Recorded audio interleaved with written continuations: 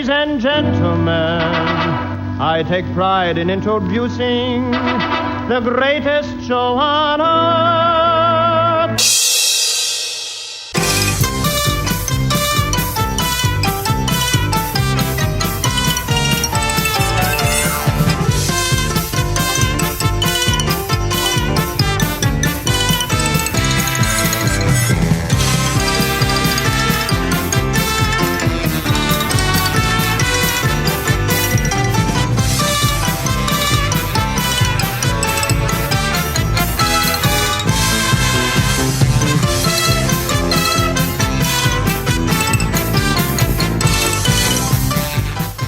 Welcome to the Uncle Floyd Podcast. My name is Scott Gordon.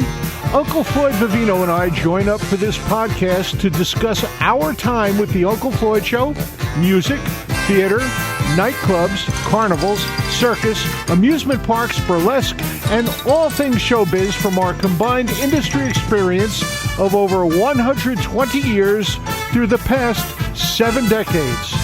We also answer questions that are emailed to ufpodcast@sge-inc.com. You will find that address and a link to support this podcast in the episode description. Join Uncle Floyd and me, Scott Gordon, now for this episode of the Uncle Floyd Podcast.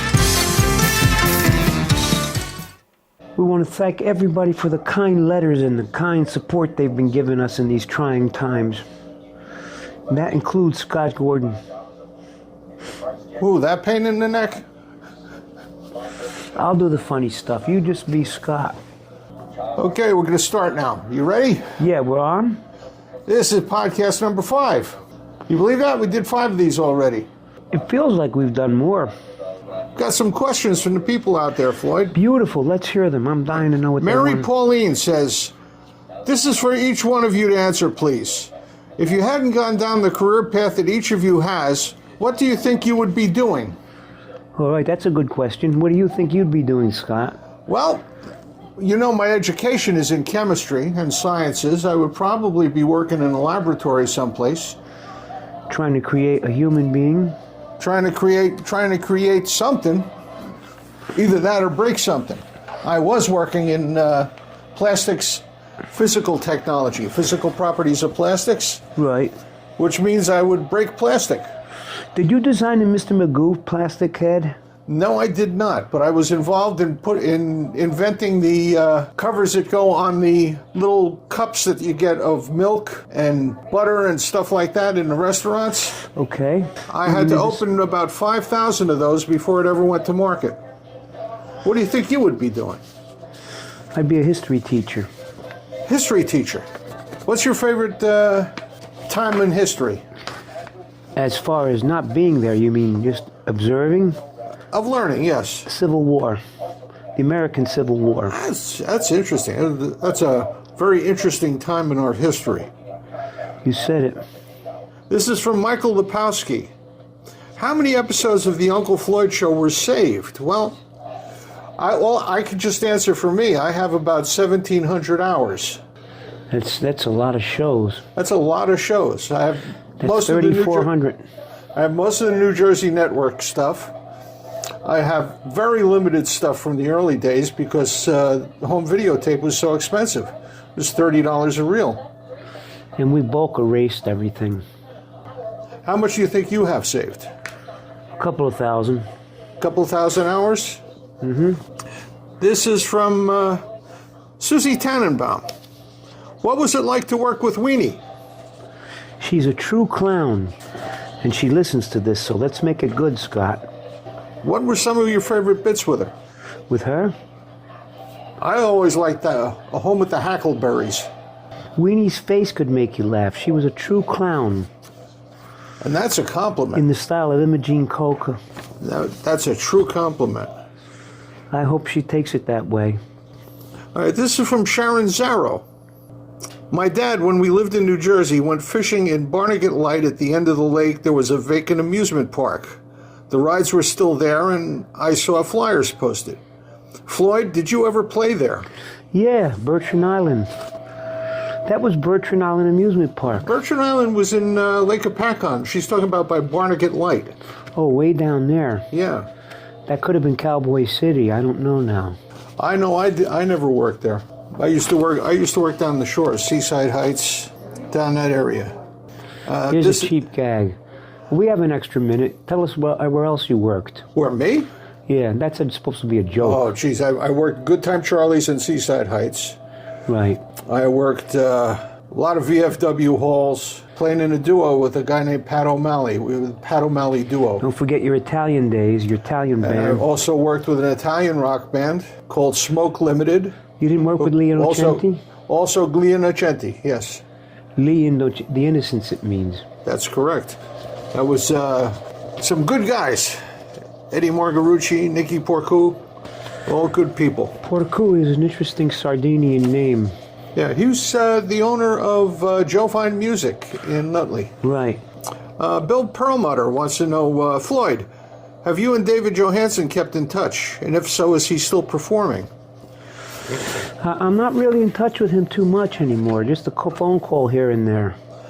I do know that he has a radio show on Sirius Radio. I'd love to be a guest. Called The Mansion of Fun. It's a 3-hour show on Sundays from noon to 3. That much I know. It's on a station they call The Loft. Hey, Susie Tannenbaum is back again.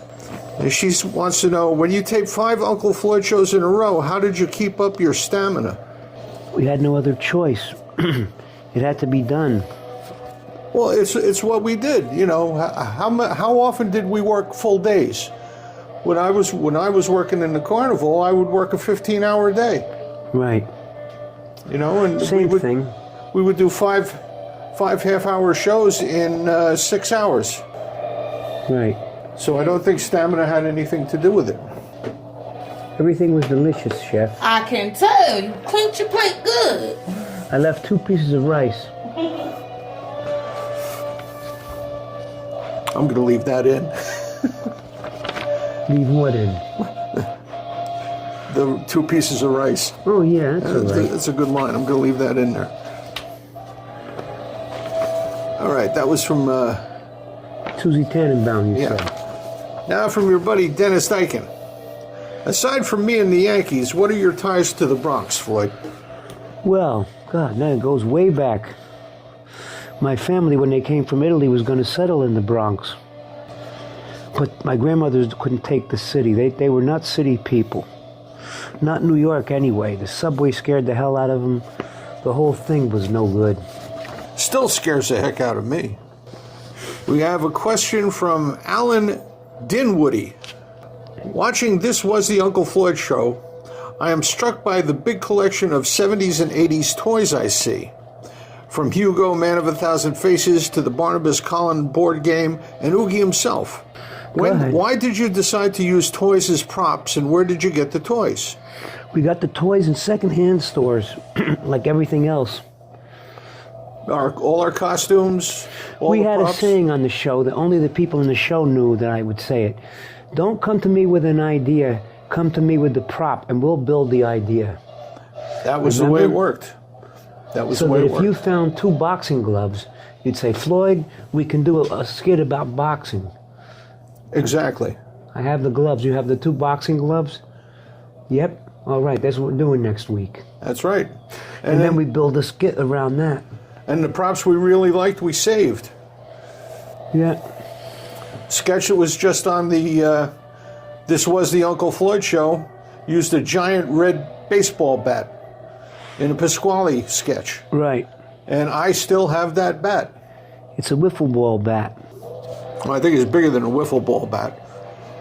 If a wiffle ball was the size of a basketball, it would be probably right. You're right. You're right on that one. Then I'll let it go.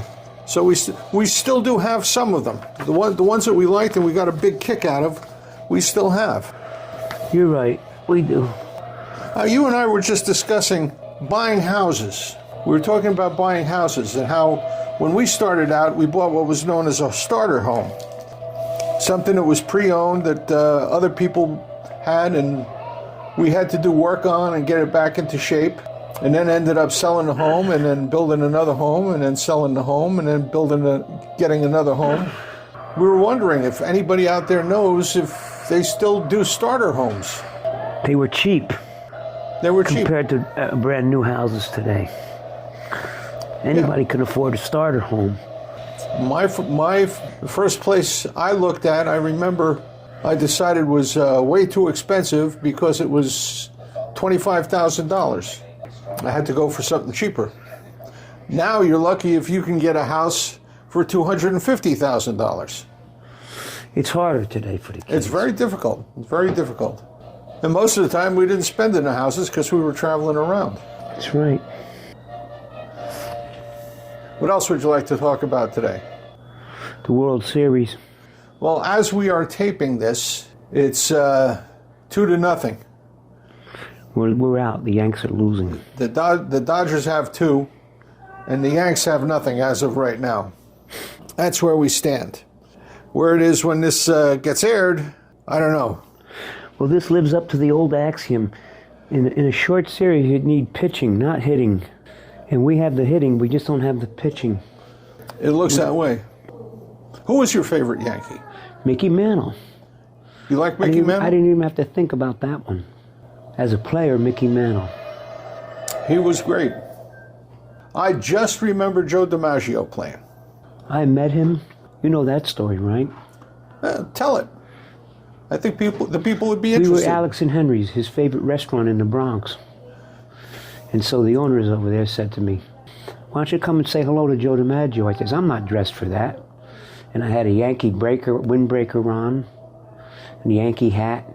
He said, "You're dressed perfect. Come on over and say hello to Joe." I says, "Well, I don't want to be stupid, act like silly with it. I have great respect for Joe DiMaggio." And I said, "Mr. DiMaggio," he says, "call me Joe." I says, "Well, I feel like a Yankee now." He says, "You do? What position?" I said, "Look at me, I'm like a coach." And I hit my stomach. He says, "You're a Yankee." I says, "I am. I'm like meeting God here with you. The God of baseball." He was a great man. He was very nice to me. I wish I could have met him. Well, you met Gil Hodges. Met Gil Hodges. Met Joe Pepitone. Yeah, I think everybody met Joe Pepitone. Well, I met him. Joe Pepitone was on the show. Oh, yeah, I didn't think of that. He came to the show. Baseball.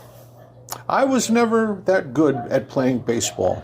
You played first base on our team. I played first base on the Uncle Floyd Show team, yes. And you got the biggest laugh when they threw the ball at you and you fell down. You caught it, but fell straight down. That was my act.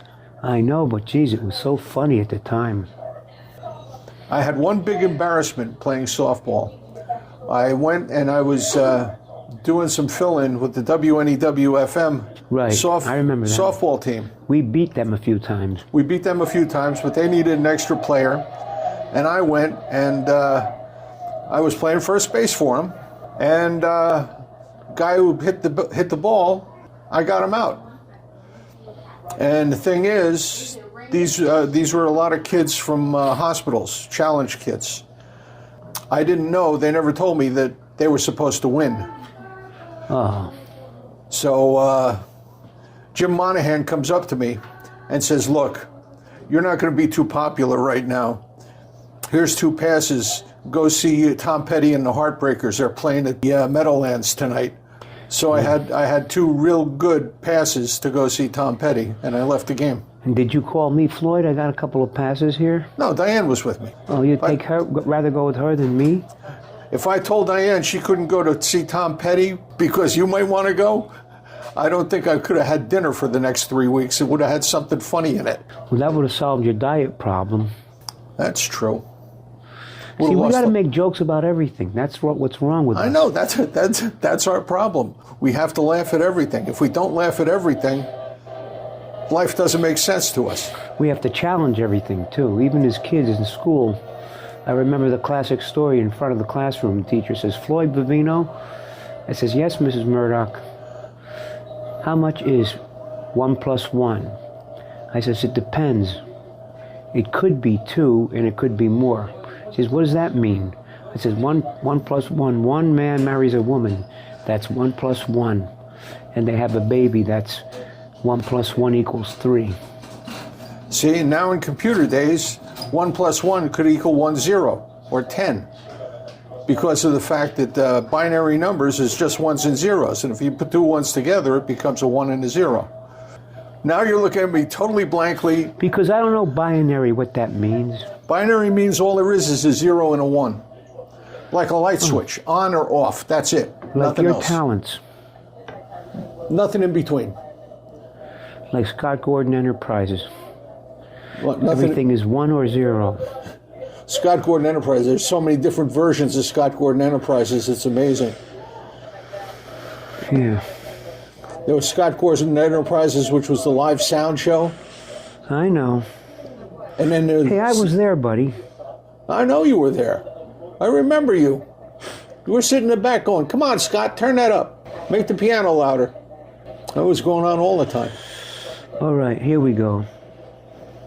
What's going on? I'm just thinking here. Oh, don't do that. That's painful. Thinking is painful. You just got to let it go. I wonder if they can hear the television that's been on through this whole thing. Lower it. What was the worst thing that ever happened to you during the taping of an Uncle Floyd show? When I got hit in the head with the pot and left a big scar on the top of my head. You remember that. Kupo threw it was after the Don Ho bit. It was a refrigerator pan, a refrigerator drawer that you put the vegetables in. Right. And he flung it at me. He gave it a toss. He wanted it to make noise, and his aim was no good, and he actually hit you. I remember that. In the head. Yep. And there was a streak of blood and a crest in the wrinkle of my forehead. And everybody started screaming, like, oh my God, your head, your head, your head. I went to the men's room at the station and wiped it off. You put cold water on it and it stopped bleeding. Right. That's the way we did things in those days. You told me to do that. And you keep going. You just keep working. Nobody got sued, nobody got in trouble. Exactly. Worst thing that ever happened to me was we were doing a sketch with Doug Van Horn, football player. I remember him. It was a back. And we had a choreographed fight scene. And he, being a football player, is used to connecting. Me being a stunt guy, I'm used to not connecting. Right. He connected and broke 3 of my ribs. That was take number 2. Take number 5 was the one we used. So we did the fight 3 more times after I had my ribs broken. I forgot that part. You poor thing. Yeah, that's part of the game. It's part of what we did. It's too late to go change it now. So I think it's about time to say goodbye to the people. We'll be back and for number 6. This has been number 5, and we'll see you later on. We thank everybody for their support during these trying times. And don't forget, Tuesday night at 8, we have a date for This Was the Uncle Floyd Show on stageit.com/SGE-INC. How's that show doing? The show's going great. People are loving it. Just did the Halloween show. Had some nice spooky stuff, including Mr. Spooky. It belongs on Halloween. And Muggsy sang his Halloween song as Neil Yuck as part of it. All right, good. And people actually got to see Lisa and Christopher. My baby son, Christopher, was in that show. Your firstborn. All right, Scott. Okay, that's Thanks it. We'll so see you much. next time. And how's Diane doing, okay? Diane's doing fine. Give her my love, our love here and support, okay? Okay, will do. All right, bye-bye. Thanks, everybody, for coming to the podcast. Thanks for being here. Tuesday at 8, we have a date. Tuesday at 8, we have a date for This Was the Uncle Floyd Show. And keep your eye on the podcast subscription, and you'll know when the next one of these comes up. They'll let you know. And if you want to tell your friends how to get here, just tell them to go to unclefloyd.podbean.com. That's PODBEAN.com. And if you want to send us an email with a question, just send it to ufpodcast@sge-inc.com. and it gets right to me, and I bring it over here, read to Floyd. We answer your questions about the show or anything about show business. Any part of show business, we'll be glad to answer. Very good. All right. So, see everybody next time. At Tuesday, we have a date. This program was produced in the studios of Scott Gordon Enterprises, Incorporated in Paramus, New Jersey.